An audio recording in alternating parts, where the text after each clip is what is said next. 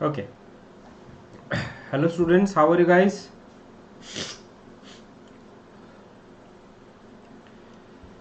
Am I audible and visible to all of you?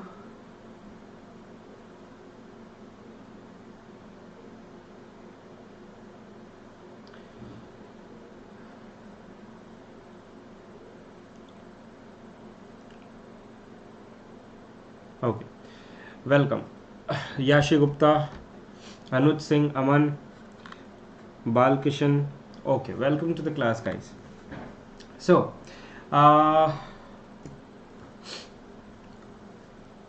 first of all, I would like to welcome all of you in my world of economics. My name is C.S. Mayank Agrawal and I am a company secretary by profession and teacher by passion as well as occupation. I have completed my MCOM in business policy and corporate governance. I am a verified plus educator on an academic platform having a teaching experience of more than 8 years, and I am currently working as a faculty of economics, business studies and law subjects. So this is all about me. Okay, ध्यान से सुनिएगा। जितने भी लोग पहली बार आ रहे हैं class में उन लोग को बता दूं कि ये मेरा अनअकैडमी लर्निंग ऐप पर प्रोफाइल है। आप मेरा नाम अनअकैडमी लर्निंग ऐप पर सर्च करेंगे तो आपको मेरे सारे लेक्चर्स इस कोर्सेज टैब में जाकर मिल सकते हैं। आप प्लस क्लासेस, फ्री कोर्सेज और स्पेशल क्लासेस तीनों देख सकते हैं। हालांकि special classes free of cost है और प्लस क्लासेस जो है उसके लिए आपको बहुत नॉमिनल प्राइस पर सब्सक्रिप्शन लेना होगा। ये मेरी रेगुलर क्लास की डिटेल्स है, तो सभी लोग इस रेगुलर क्लास के डिटेल्स को नोट डाउन कर लीजिए। और अभी ये प्रेजेंटली ये सारे चैप्टर्स चल रहा है। ओके, सो अभी foreign exchange and BOP presently चल रहा है 11 से 17 दिसंबर तक, सुबह 8:30 से 9:30। वीकेंड बैच में हमारा रूरल डेवलपमेंट एंड इंफ्रास्ट्रक्चर चल रहा है 2 से 3:30, जो सिर्फ सैटरडे और संडे होता है। बेटा रिवीजन बैच अभी चालू हुआ है, current challenges in Indian economy, 14 दिसंबर से 31 दिसंबर तक, शाम 6:30 से 7:30 बजे तक। और यूट्यूब पर इस टाइम पर रिवीजन बैच चलता है, सुपर रिवीजन बैच 3 से 4। हालांकि अभी टीम से थोड़ी सी गलती हो गई थी कि उन्होंने 3 बजे की जगह 3:30 बजे का टाइम शेड्यूल कर दिया था आज।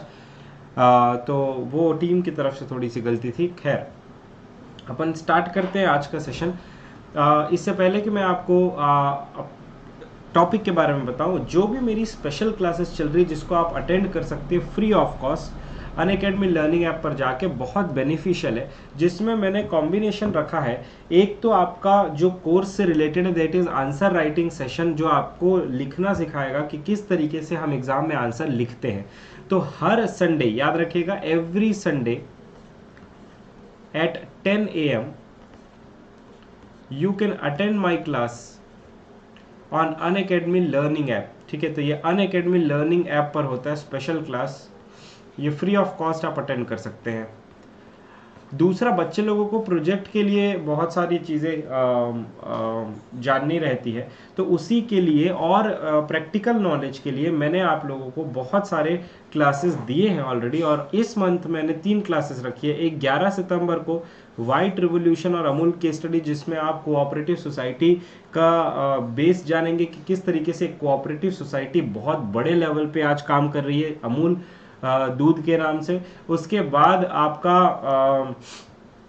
14 दिसंबर को मैंने न्यू एजुकेशन पॉलिसी पर डिस्कशन किया था, जो ह्यूमन कैपिटल फॉर्मेशन से रिलेटेड था।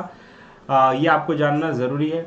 आज एक सेशन होना था, हालांकि आज ये नहीं हो पाया किसी कारणवश।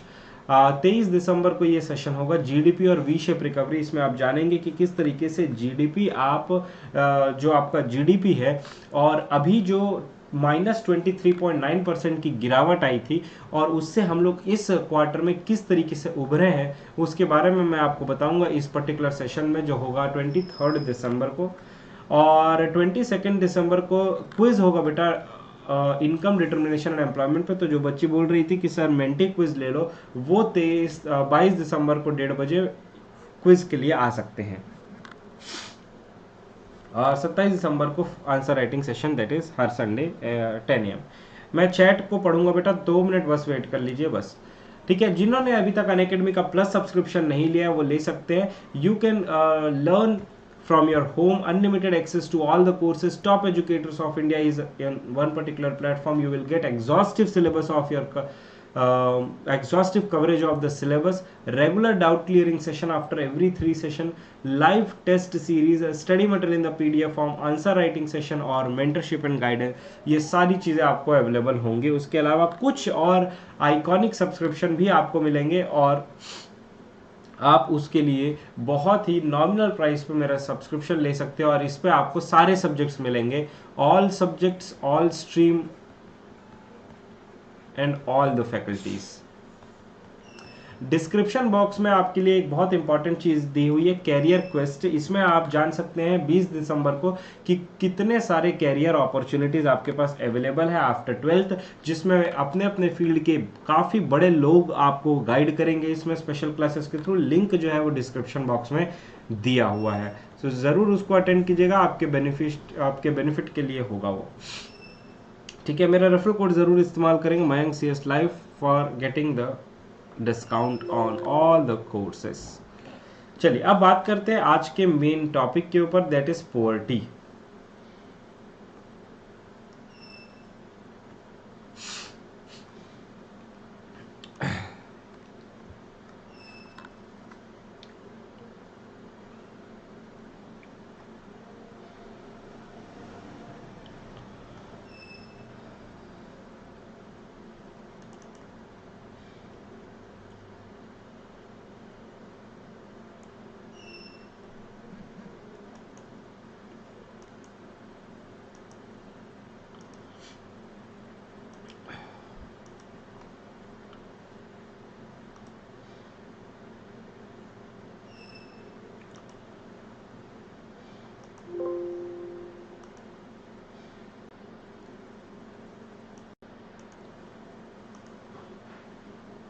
ओके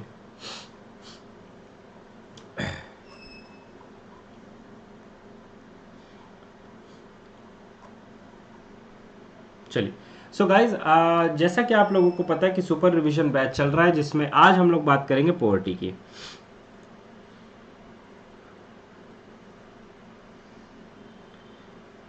बेटा अमन, वंशिका का पूछना है सर आइकॉनिक सब्सक्रिप्शन क्या होता है। बेटा आइकॉनिक सब्सक्रिप्शन में आपको ये सारी चीज़ें मिलेंगी, पर्सनल मेंटरशिप मिलेगा, लाइव डाउट क्लियरिंग सेशन मिलेगा, 1-to-1 डाउट क्लियर होगा, उसमें पर्सनल अटेंशन मिलेगा, वीकली रिपोर्ट आपको दी जाएगी कि आप किस तरीके से परफॉर्म कर रहे हो, पेरेंट्स कनेक्ट आप कर सकते हैं, मतलब पेरेंट्स हमसे कांटेक्ट कर सकते हैं। देन स्टडी प्लानर भी आपको प्रोवाइड किया जाएगा जिससे कि आप पता कर सके कि आपका प्रोग्रेस कैसा है, मंथली रिव्यू दिया जाएगा और जितने भी अदर बेनिफिट्स हैं प्लस के वो भी मिलेंगे। थोड़ा सा इसका रेट ज़्यादा है, बाकी बहुत नॉमिनल प्राइस पे आपको सारी चीज़ें अवेलेबल होंगी जिसमें सारे सब्जेक्ट्स आपको मिल रहे हैं।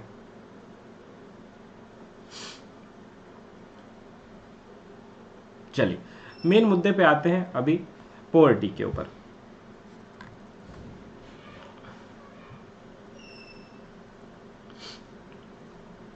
शिव सहनी का है क्वेश्चन कि सर मुझे पोवर्टी पे प्रैक्टिकल असाइनमेंट प्रिपेयर करना है, कौन से टॉपिक्स इंक्लूड करूं प्रिपेयर करने के लिए। मैं आपको गाइड कर दूंगा बेटा, आप मुझे टेलीग्राम पर मैसेज कीजिए @CS मयंक, ओके, मैं आपको पूरा गाइड कर दूंगा। बेटा मेंटी क्विज के लिए कभी और क्लास ले लूंगा, आज मेंटी क्विज प्रिपेयर नहीं है, ठीक है, तो मेंटी क्विज जो है वो 1-2 दिन के बाद आपका आ जाएगा। आज हम लोग बात करते हैं पोवर्टी चैप्टर के ऊपर। चलिए, व्हाट इज, अरे यार ये क्या हो रहा है।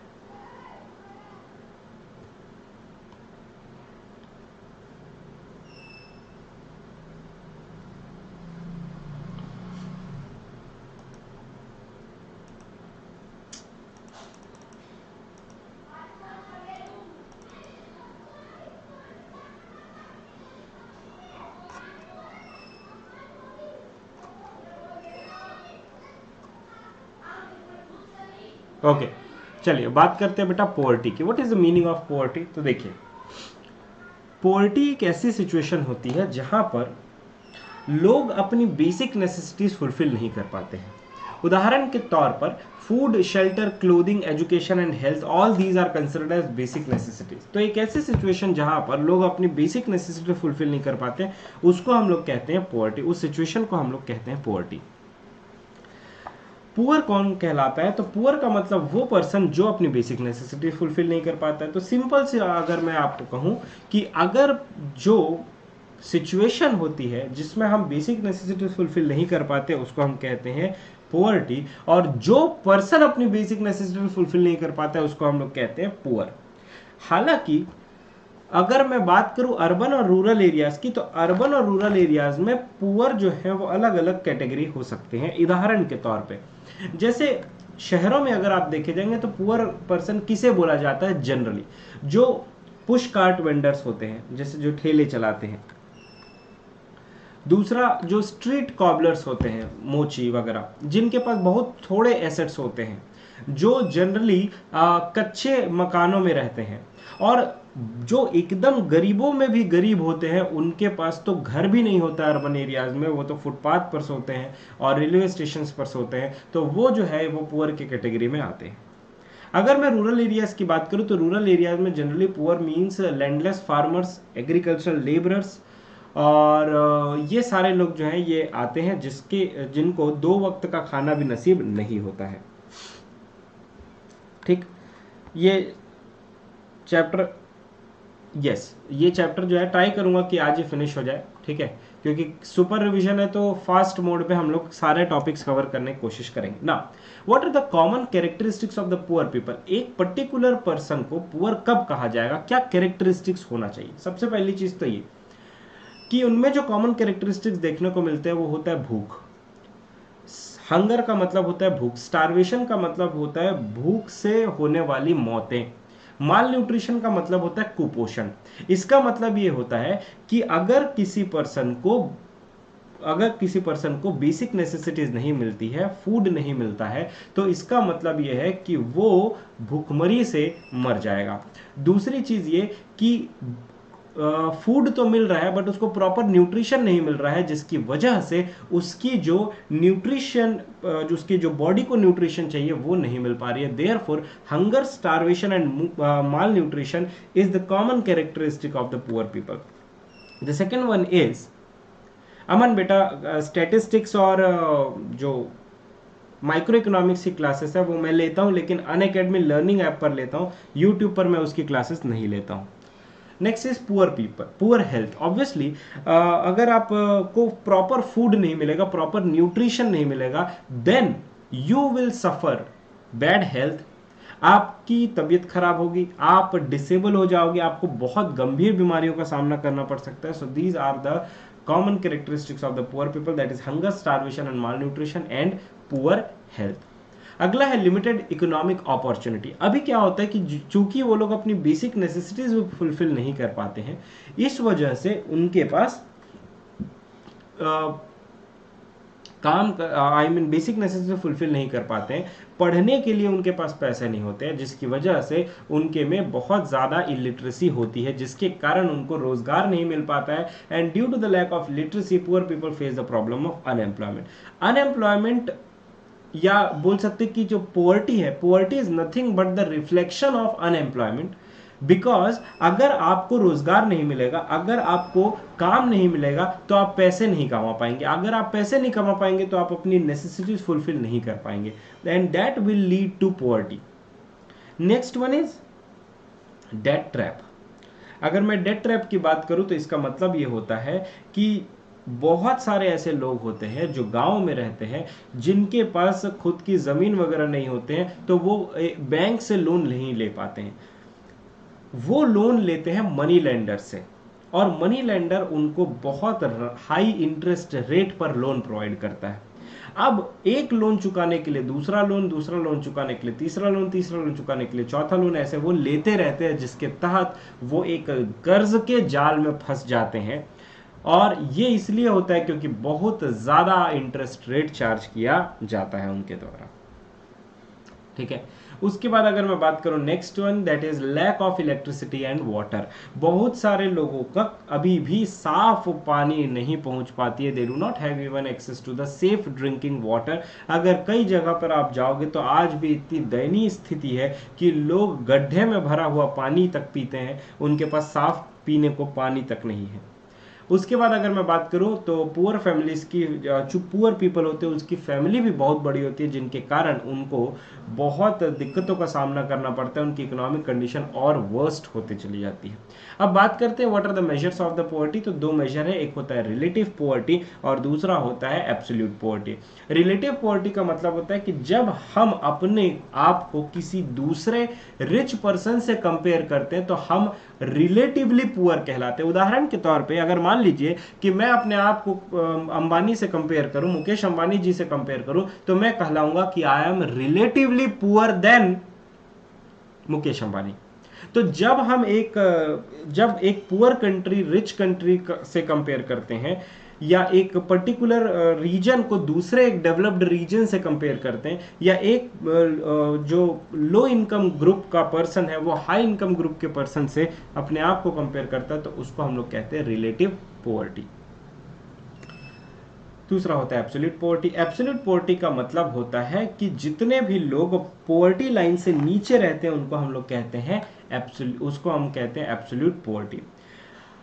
अभी इंडिया में around 22% of the total population is below poverty line. ठीक, अगर मैं बात करूं what is the concept of poverty line की, तो पोवर्टी लाइन एक ऐसा लाइन होता है जो पूरी पॉपुलेशन को दो हिस्सों में बांट देता है, एक होता है पुअर और दूसरे होते हैं नॉन पुअर।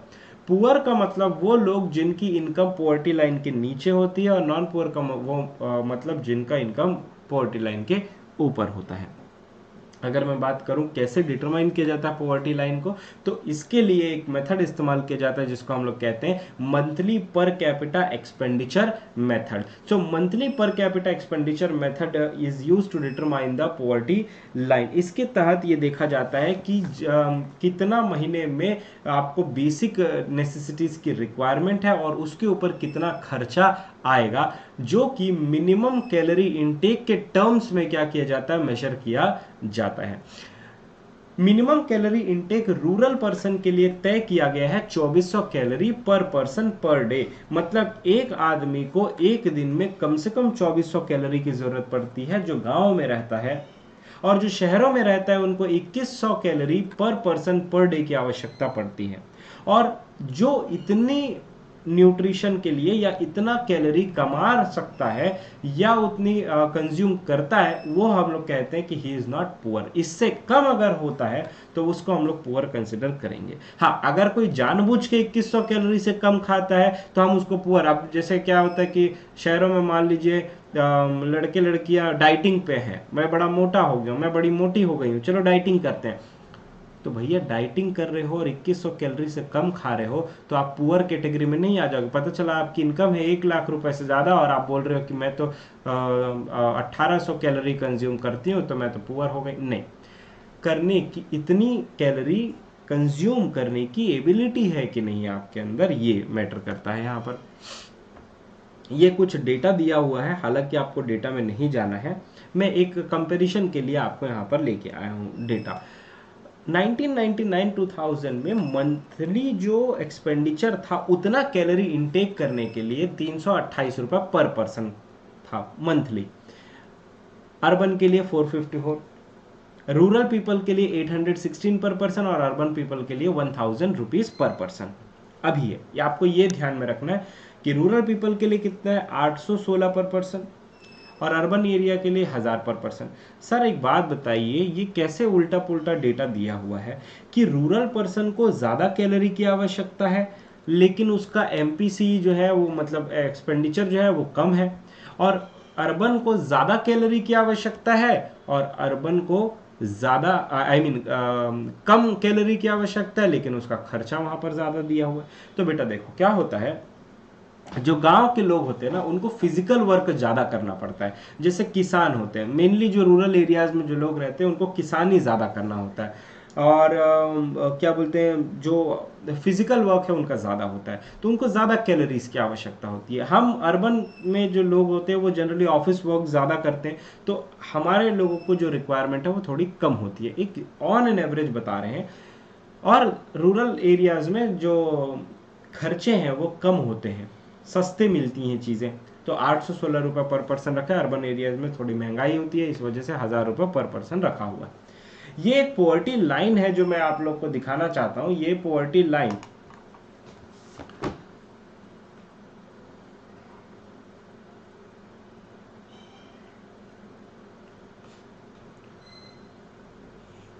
अभी ये वाला जो पॉवर्टी, ये जो दिख रहा है आपको ये line, this is poverty line. Okay, ये जो है ये पॉवर्टी लाइन है। पॉवर्टी लाइन के नीचे जो लोग हैं उनको कहा जाता है पुअर, और ऊपर वाले लोगों को कहा जाता है नॉन पुअर। अब पुअर में भी 3 कैटेगरी है, ठीक है, पुअर में भी 3 कैटेगरी है। कौन कौन? पुअर, वेरी पुअर और absolutely poor. Poor, very poor और एब्सोल्युटली पुअर, ठीक है। नॉन पुअर में जो कैटेगरीज है उनमें है not so poor, middle class, upper middle class, rich, very rich, millionaire, billionaire. अब सवाल उठता है कि सर इसको क्लासिफाई कैसे करोगे? अब पूछेंगे, अभी देखो इसका ये एक ड्रॉबैक है, एक लिमिटेशन है इस पॉवर्टी लाइन का, कि ये क्लासिफाई नहीं कर पा रहा है कि भाई पुअर वेरी पुअर में क्या डिफरेंस। अब गरीब तो गरीब होता है, नहीं, गरीबों में भी अलग से क्लासिफाई करेंगे। एक होगा थोड़ा गरीब, दूसरा होगा बहुत गरीब, तीसरा होगा एकदमिच गरीब। तो ये जो है poor, very poor, absolutely poor, ये जो डिवाइड किया गया इसका कोई खास अलग से बाइफिकेशन नहीं करके दिया हुआ है, ठीक है। अमीरों में भी सेम चीज दी है। आगे बढ़ते हैं, अभी बात करते हैं कैटेगराइजिंग पॉवर्टी। अच्छा, जो ये नीचे वाले लोग होते हैं, पॉवर्टी लाइन के नीचे जो होते हैं उनको कहा जाता है below poverty line. Categorise, BPL, categorising poverty, ये सबसे इंपॉर्टेंट है आपके इसमें चैप्टर में, that is categories of poverty. तो 3 पार्ट में डिवाइड किया गया पॉवर्टी को, एक है क्रोनिक पुअर, दूसरा है ट्रांजिएंट पुअर और तीसरा है नॉन पुअर। क्रोनिक पुअर का मतलब वो पुअर जो यूजुअली पुअर रहते हैं, मतलब एक तो जो हमेशा ही पुअर रहते हैं और दूसरा जो यूजुअली पुअर रहते हैं। सर दोनों में डिफरेंस क्या है? तो ये देखिए दोनों में डिफरेंस क्या है। तो देखो, जो क्रोनिक पुअर होते हैं वो 2 पार्ट में डिवाइडेड है, एक ऑलवेज पुअर और दूसरा यूजुअली पुअर। ऑलवेज पुअर का मतलब क्या? वो हमेशा ही पॉवर्टी लाइन के नीचे रहेंगे। ये पॉवर्टी लाइन है आपकी, ये आपकी पॉवर्टी लाइन है। पॉवर्टी लाइन के नीचे ये हमेशा जो रहेंगे, हमेशा ही नीचे है, वो कौन होंगे? Always poor. हमेशा नीचे रहते लेकिन कभी कभी ऊपर चले जाते हैं पॉवर्टी लाइन के, उसको हम लोग कहेंगे यूजुअली पुअर, ठीक। ये हो गया कौन? Chronic poor. दूसरा होता है ट्रांजिएंट पुअर। ट्रांजिएंट पुअर का मतलब क्या होता है कि 2 पार्ट में डिवाइड है ये भी, एक होता है चर्निंग पुअर और एक होता है ओकेजनली पुअर। चर्निंग पुअर का मतलब ये लोग क्या है, आते जाते रहते हैं, कभी पॉवर्टी लाइन के नीचे आएंगे, कभी ऊपर चले जाएंगे, कभी नीचे आएंगे, कभी ऊपर चले जाएंगे, मतलब कभी गरीबी, कभी अमीरी, कभी गरीबी, कभी अमीरी, कुछ इनका फिक्स नहीं रहता है। ओकेजनली पुअर में क्या होता है कि जो जनरली रिच रहते हैं लेकिन कभी कभी सिचुएशन के कारण, जनरली अमीर रहते हैं लेकिन कभी कभी सिचुएशन के कारण गरीब हो जाते हैं। तो ओकेजनली पुअर और यूजुअली पुअर में यही डिफरेंस है। यूजुअली पुअर में क्या होता है कि ज्यादातर समय पुअर रहते हैं, कभी कभी रिच हो जाते हैं, जबकि ओकेजनली पुअर में क्या होते हैं, हमेशा रिच रहते हैं, कभी कभी पुअर हो जाते हैं। आई होप आपको डिफरेंस क्लियर हो रहा होगा यहाँ पर। और एक भाई साहब होते हैं नॉन पुअर, ये तो कभी पुअर होते ही नहीं है, नेवर, कभी पॉवर्टी लाइन के नीचे आते नहीं है ये लोग, ठीक है। जैसे अंबानी, अडानी, बिरला, टाटा, ये लोग कभी पॉवर्टी लाइन के नीचे नहीं आते हैं, ठीक है। यहाँ तक सबको क्लियर है?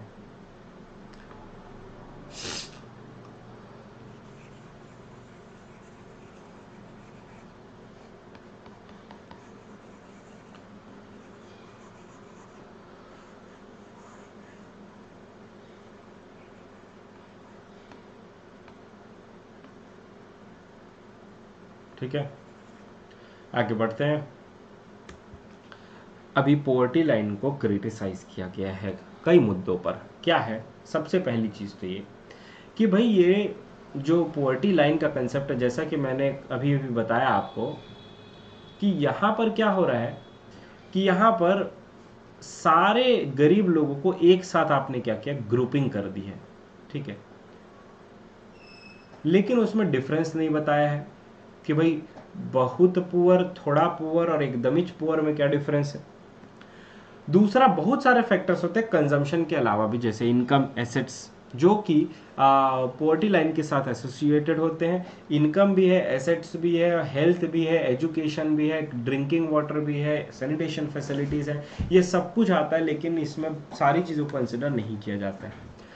इसमें सोशल फैक्टर जो है, जैसे कि illiteracy, ill health, lack of access to the resources, इसको भी कंसिडर नहीं किया जा रहा है। सिर्फ काबिलियत देखी जा रही है कि minimum consumption expenditure 2400 calorie poor people के लिए, 2100 कैलोरी अर्बन पीपल के लिए, 816 रुपये पर पर्सन रूरल पीपल के लिए, 1000 रुपये पर पर्सन अर्बन पीपल के लिए।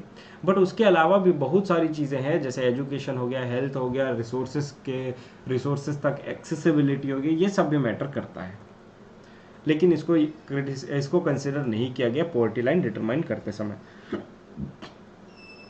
ठीक है, welcome Mukarram Alam, welcome to the class बेटा। नेक्स्ट है number of poor in India. Okay, तो कितने लोग इंडिया में गरीब हैं, number of poor in India, उसको डिटरमाइन करने के लिए कंसेप्ट बनाया गया जिसको हम लोग कहते हैं हेड काउंट रेशियो। क्या कहते हैं बेटा? Head count ratio. Head count ratio का मतलब क्या होता है कि टोटल पॉपुलेशन में से कितने लोग पॉवर्टी लाइन के नीचे रहते हैं, कितने लोग गरीबी रेखा के नीचे रहते हैं टोटल पॉपुलेशन में से, उसको कहा गया है हेड काउंट रेशियो। क्या कहा गया है बेटा? Head count ratio. फॉर्मूला क्या है हेड काउंट रेशियो का? Number of people below poverty line divided by total population. तो number of people below poverty line divided by total population is known as what? Head count ratio. ठीक, ये head count ratio है। Okay, next, number and proportion of the people below poverty line. अभी ये कुछ data दिया है, मैं बार बार बोलता हूँ, बच्चे ना बड़े परेशान हो जाते हैं इंडियन इकोनॉमिक डेवलपमेंट में, बार बार मुझसे सवाल पूछते हैं कि सर डेटा याद करना है कि नहीं करना है, सर डेटा याद नहीं होता है, सर डेटा याद करने के लिए कुछ बताओ। तो बेटा डेटा याद नहीं करना है, आप लोग को कोई भी डेटा याद नहीं करना है, और आपको जो एग्जाम में क्वेश्चन आएंगे वो ऐसे आएंगे कि आपको ऑटोमेटिकली डेटा दे दिया रहेगा, बोलेगा ले भगवान ले, तू डेटा ले ले, बस एनालाइज कर दे कि क्या सही है क्या गलत है क्या हो रहा है। तो आप एनालाइज तो करने में माहिर हो, मैं आपको इतना एक्सपर्ट कर देता हूं रेगुलर क्लास में कि आप एनालाइज अच्छे से कर पाओ, डेटा आपको याद नहीं रखना है। अभी देखो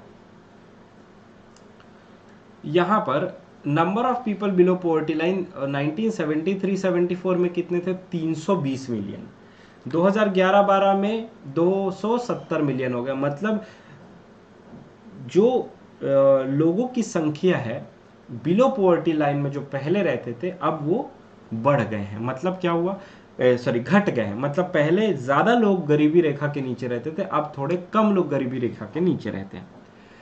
दूसरा, अगर मैं बात करूं कि कितने proportion of people below poverty line में रहते हैं, तो पहले 55% रहते थे और अब 22% रहे। मतलब बहुत ड्रास्टिक चेंज यहाँ पर आया है, कुल 33% का यहाँ पर चेंज आया है। किसी भी चैप्टर का डेटा इंपॉर्टेंट नहीं है, जहां पर भी डेटा इंपॉर्टेंट होता है मैं बता देता हूं कि ये डेटा बस याद रख लेना। जैसे कि 2400 कैलोरी और 2100 कैलोरी, ये आपको ध्यान में रखना है बेटा, क्योंकि ये थोड़ा सा एमसीक्यू में पूछ देता है या फिल इन द ब्लैंक्स में पूछ देता है। ठीक है। दूसरा 816 रुपये पर पर्सन और 1000 रुपये पर पर्सन अर्बन एरियाज के लिए, इसको भी याद रख लेना। ठीक है।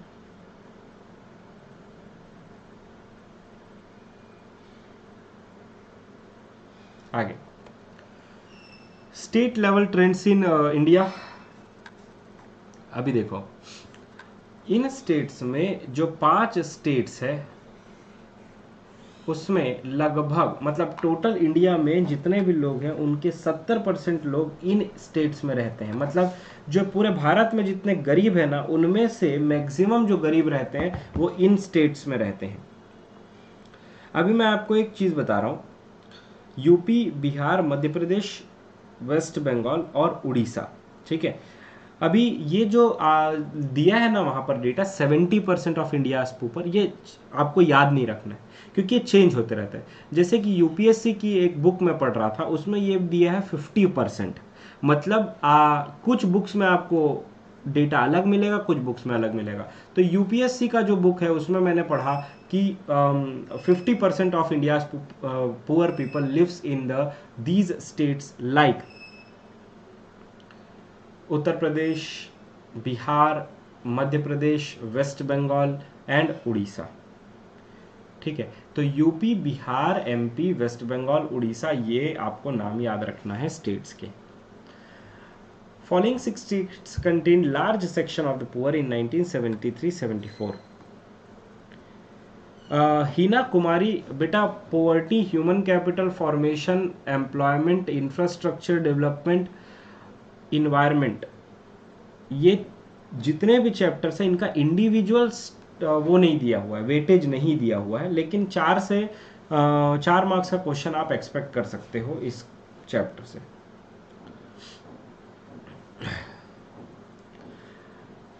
अभी अगर मैं इंडियन स्टेट्स की बात करूं तो आंध्र प्रदेश, राजस्थान, तमिलनाडु, इन्होंने अपनी पॉवर्टी जो है मतलब बहुत हद तक कम कर दी है अपने राज्यों में। आंध्र प्रदेश, राजस्थान, तमिलनाडु, हालांकि राजस्थान में अभी भी बहुत डेवलपमेंट करना बाकी है। अब मैं बात करता हूं measurement of poverty post independent India. इससे पहले एक प्री इंडिपेंडेंट इंडिया का मैं पॉवर्टी लाइन का डिटर्मिनेशन आपको बता देता हूँ, बड़ा इंपॉर्टेंट है, बिल्कुल ध्यान से सुनिएगा। यह है अभी measurement of poverty post independent India, लेकिन इससे पहले जानने की जरूरत है प्री इंडिपेंडेंट इंडिया। ठीक है, let me show you guys.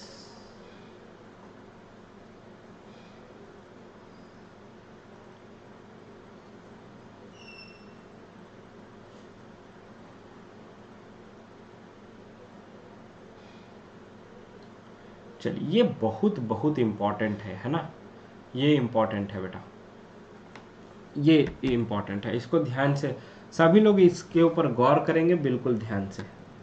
ठीक है, इसको मैं पहले तो पढ़ देता हूं, आराम से जब मैं रीड करूंगा ना तो आप लोग मेरे साथ साथ रीड करना, और जब मैं इसको समझाऊंगा तो पूरा कंसंट्रेशन बोर्ड पे रहना चाहिए आपका। ठीक है, पहले चीज तो कुछ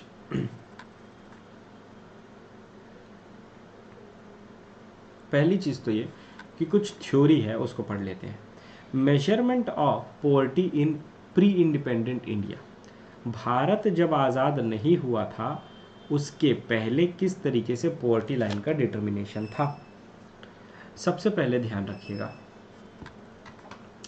कि जो दादा भाई नारोजी थे वो पहले ऐसे पर्सन थे जिन्होंने पॉवर्टी लाइन का कंसेप्ट इजाद किया था।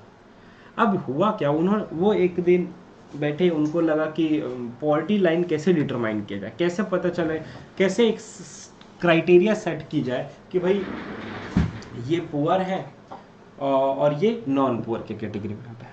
तो उन्होंने क्या सोचा, ध्यान से समझिएगा। अभी मुझे एक बात बताओ, कितने लोग जेल गए हो? एनीवन? कभी कोई जेल गया है क्या? मतलब कोई जेल देखा है क्या? जेल में लोग कैसे रहते हैं, कैसे खाना वगैरह रहता है उनका? नहीं देखा होगा, मुझे पता है।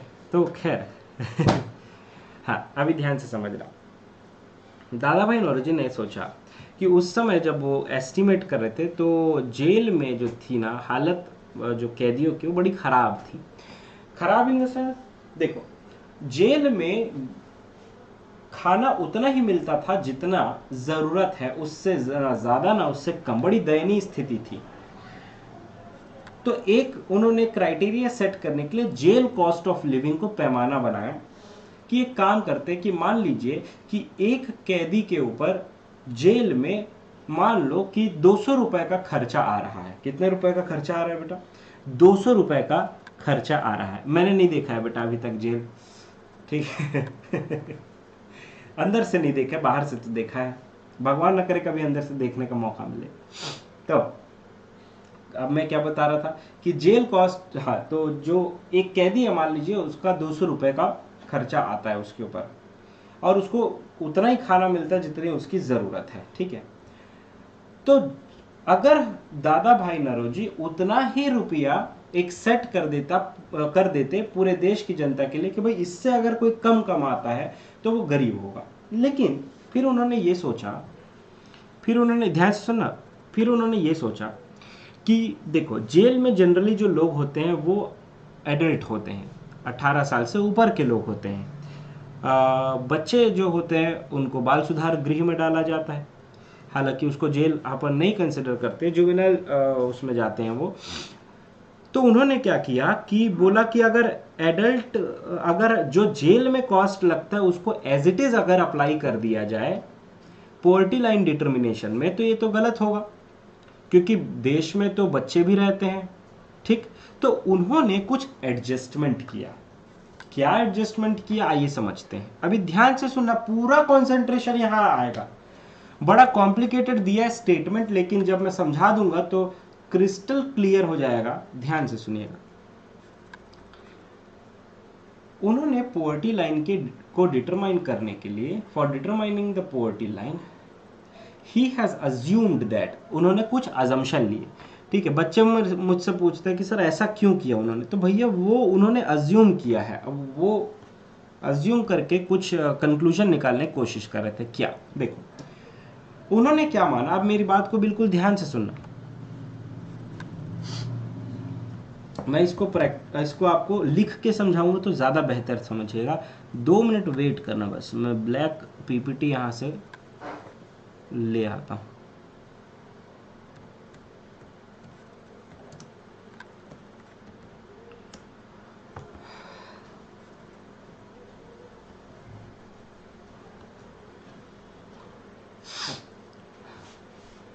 अभी बिल्कुल ध्यान समझना क्या लिखा है उन्होंने।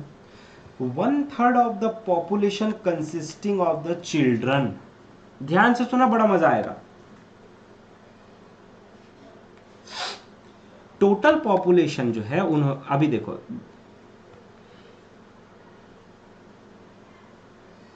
मान के चलिए कि टोटल पॉपुलेशन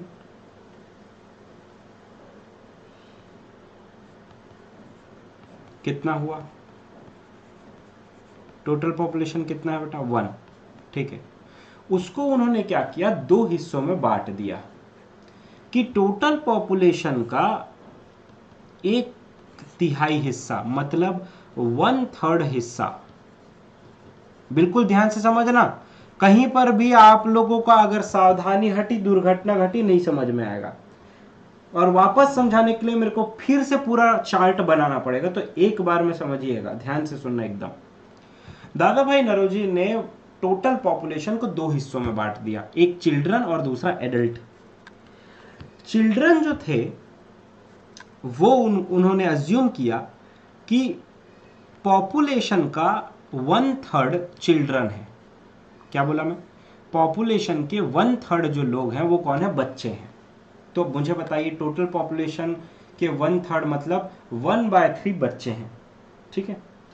और अगर 1 में से 1/3 बच्चे हैं तो बाकी के जो बच गए दैट इज 1 - 1/3 ये बड़े होंगे, मतलब एडल्ट होंगे। इसमें किसी को कोई डाउट, इसमें किसी को कोई आपत्ति तो यहां पर पूछ सकता है।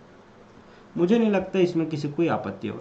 तो भैया चिल्ड्रन जो है ना वो 1/3 है, टोटल पॉपुलेशन का 1/3 चिल्ड्रन है और टोटल पॉपुलेशन का 2/3 जो है वो एडल्ट है, ठीक है। अभी उन्होंने और क्या बोला, उन्होंने ये बोला कि जो 1/3 बच्चे, मतलब जो टोटल चिल्ड्रन है ना, मुझे बताइए टोटल चिल्ड्रन कितना, 1/3।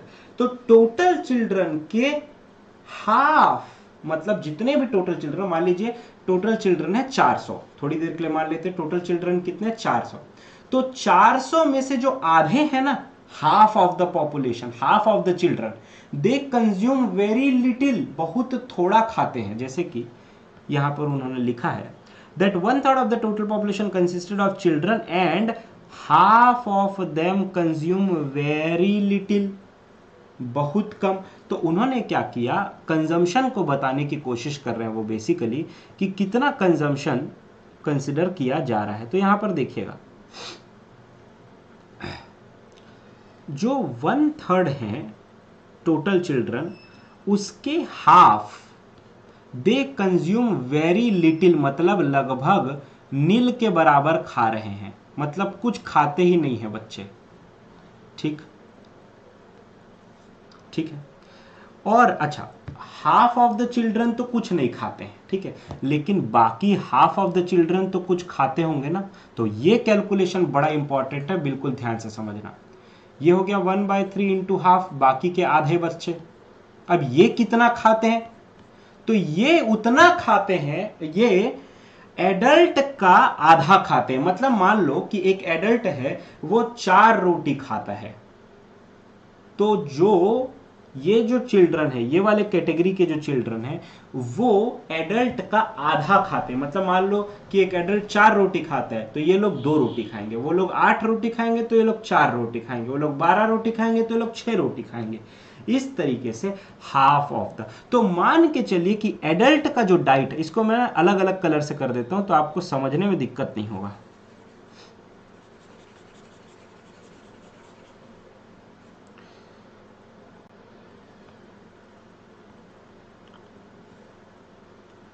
1/3 इंटू हाफ, ये बाकी के आधे बच्चे।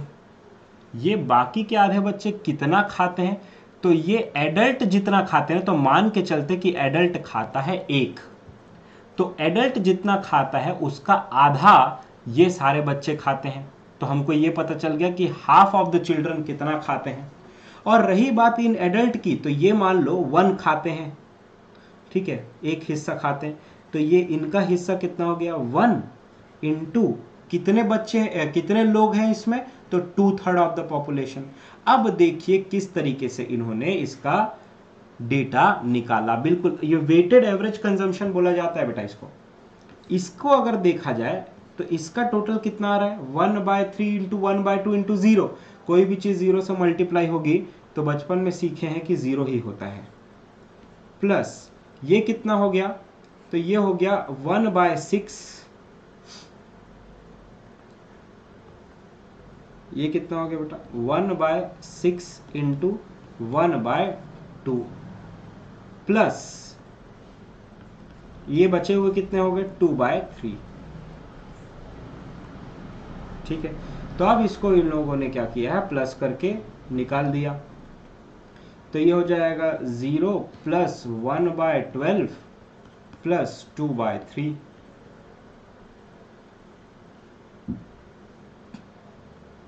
और उसके बाद इन्होंने एक गणित निकाला, और वो निकाला कितना 9/12।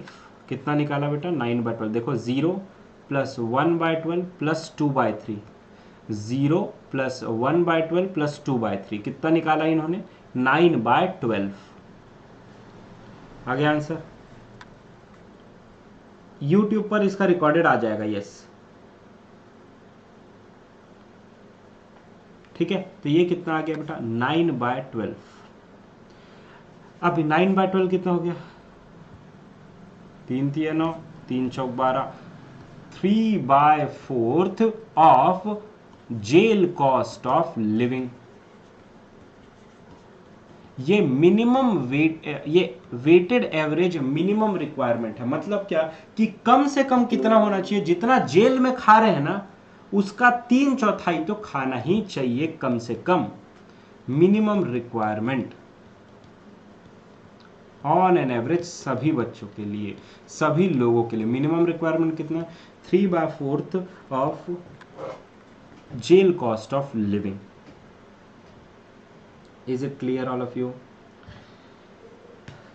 ठीक है, तो मतलब ये कि अगर जेल में 4 रुपए है तो आपको मिनिमम कितना चाहिए 3/4 of 4, that is equals to 3। ये मैं अप्रॉक्स बता रहा हूँ एक एग्जाम्पल के साथ। ठीक है, आई होप ये आपको क्लियर होगा। ये हो गया प्री इंडिपेंडेंट इंडिया की बात, प्री इंडिपेंडेंट इंडिया। अब बात करते, अच्छा इंडिया मतलब आज़ाद होने के पहले किस तरीके से पॉवर्टी लाइन का डिटर्मिनेशन था। अब आगे बात कर लेते हैं।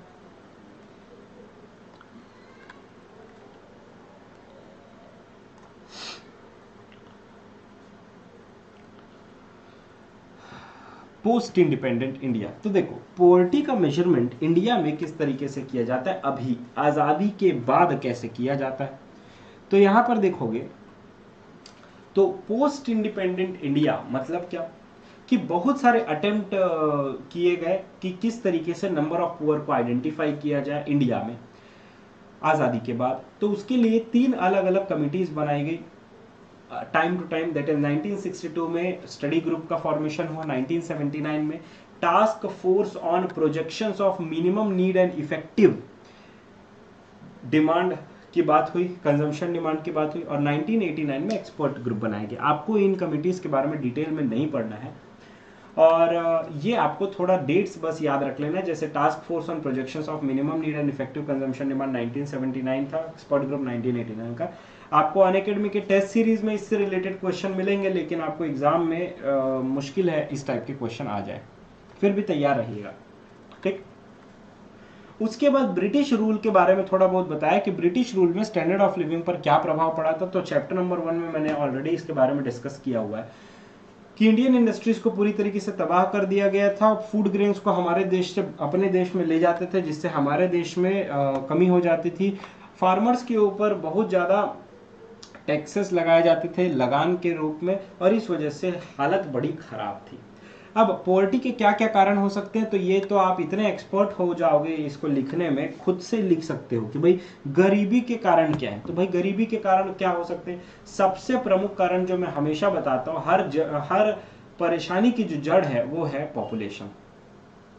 कि अगर देश में बहुत ज्यादा क्या होगा, पॉपुलेशन, ठीक है। तो पॉपुलेशन ज्यादा होने की वजह से क्या होता है बेटा, पॉपुलेशन ज्यादा होने की वजह से पर कैपिटा जो रिसोर्सेस है ना वो कम हो जाता है। क्या, पर कैपिटा जो रिसोर्सेस है ना वो कम हो जाता है। उदाहरण के तौर पे एक छोटा सा मैं आपको एक एग्जांपल देता हूँ। मान लीजिए कि आप 4 दोस्त गए टेबल में, डोमिनोज में पिज्जा खाने के लिए।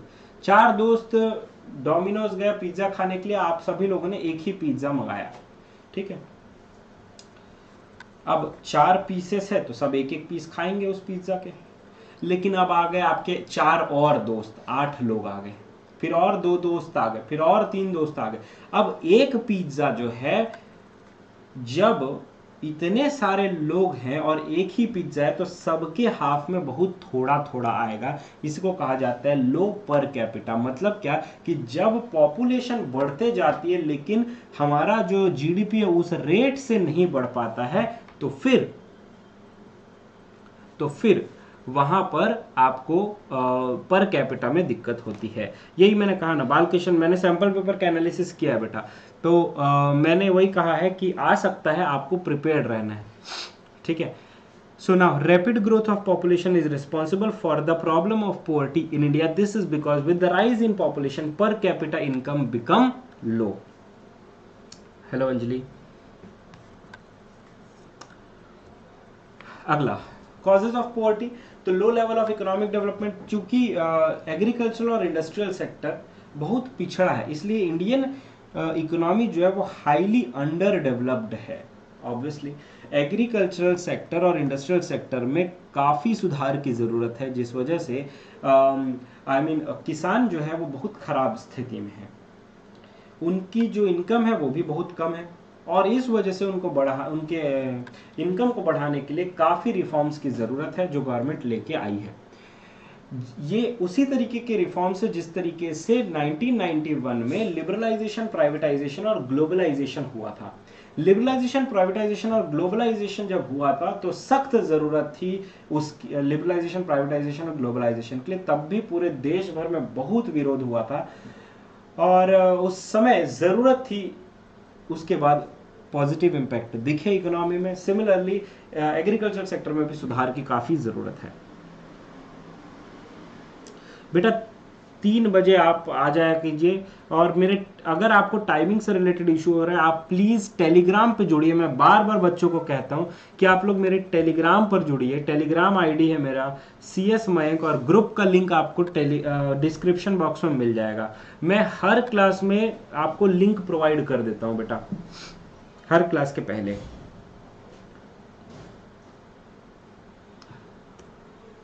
अगला है कॉजेज ऑफ पोवर्टी में poor state of agriculture. India की जो मेजॉरिटी ऑफ द पॉपुलेशन है वो पुअर है, ठीक। और मेजॉरिटी ऑफ द पॉपुलेशन जो है वो एग्रीकल्चर पर भी डिपेंडेंट है। तो एग्रीकल्चर की स्थिति बड़ी खराब है। क्यों? क्योंकि आज भी किसान जो है वो ट्रेडिशनल मेथड्स यूज कर रहे हैं, और ऑब्वियस सी बात है वो ट्रेडिशनल मेथड यूज करने पर मजबूर है, क्योंकि उनकी इतनी इनकम नहीं है कि हर किसान ट्रैक्टर खरीद सके, हर किसान का खुद का लैंड हो, हर किसान का खुद की इरिगेशन फैसिलिटीज हो, पॉसिबल नहीं है। अगला है हाई लिटरेसी रेट। ये बड़ा प्रमुख कारण है कि इलिटरेसी होने के कारण, अनस्किल्ड लेबर बहुत ज़्यादा मात्रा में होने के कारण पॉवर्टी होती है, क्योंकि उनके पास इतने पढ़े लिखे नहीं होते कि वो जॉब ढूंढ पाए। Next is high level of unemployment. Unemployment का सीधा रिश्ता है पॉवर्टी से। अगर कोई बहुत समय तक बेरोजगार रहता है, लंबे समय तक बेरोजगार रहता है, तो ऑब्वियसली पॉवर्टी तो आएगी। So poverty is nothing but the reflection of unemployment only.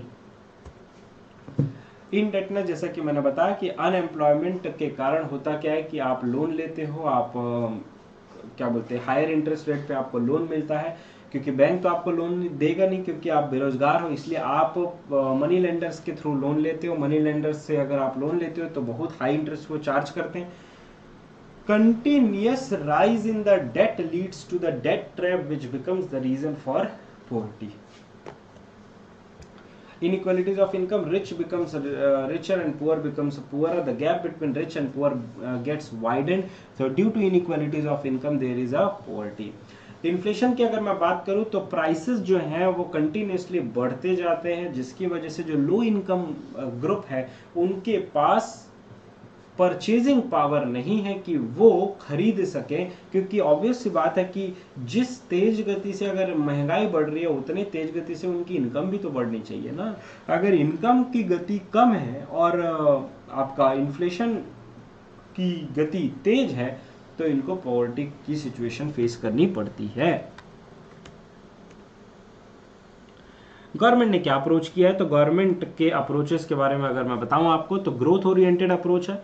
तो ग्रोथ ओरिएंटेड अप्रोच के तहत ये फर्स्ट 5 ईयर प्लान से ही ये कहा गया कि जो हमारी कंट्री में इकोनॉमिक डेवलपमेंट हो रहे हैं उसका फायदा हर एक सेक्शन तक पहुंचे, गरीब से गरीब व्यक्ति तक पहुंचे।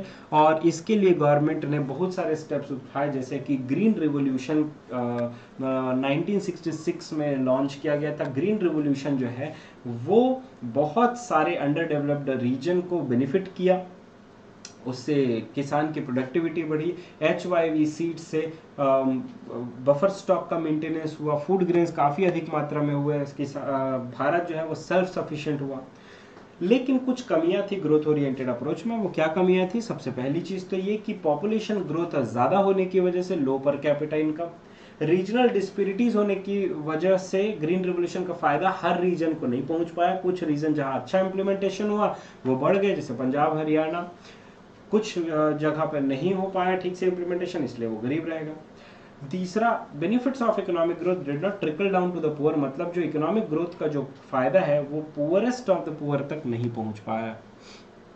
गवर्नमेंट ने बहुत सारे पॉवर्टी एलिविएशन प्रोग्राम भी लॉन्च किए, जैसे प्रधानमंत्री स्वरोजगार योजना, शहरी रोजगार योजना, मनरेगा, और ये सारे जो प्रोग्राम्स एलिवेशन प्रोग्राम गवर्नमेंट ने लॉन्च किए।